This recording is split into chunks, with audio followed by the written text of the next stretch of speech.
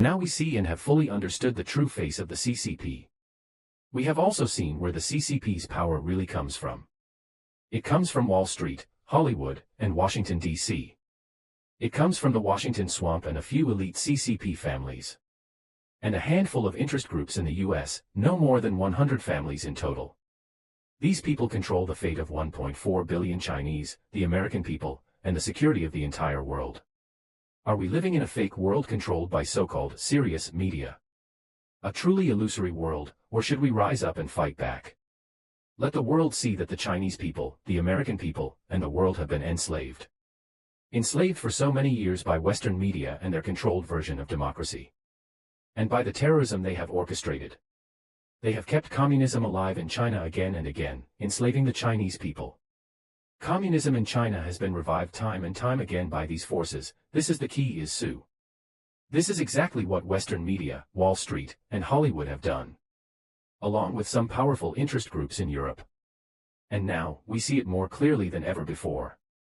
These people do not need the Chinese people, nor do they want the Chinese people to be liberated. They certainly do not want the Chinese people to have the freedom that Westerners always talk about. They absolutely do not want the Chinese people to live a dignified and secure life.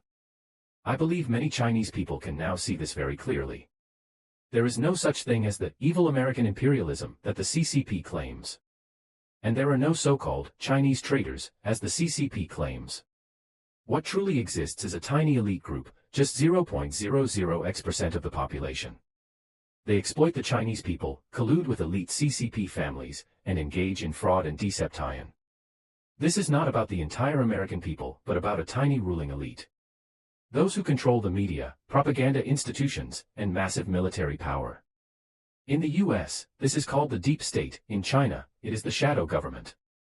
Once the Chinese people realize this, they will understand why they work tirelessly every day but can never save money. Why their money is never enough, why they work endlessly.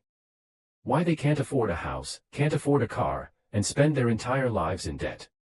Why their children can never attend Ivy League universities. The fundamental problem is that the entire world is enslaved by this elite ruling class.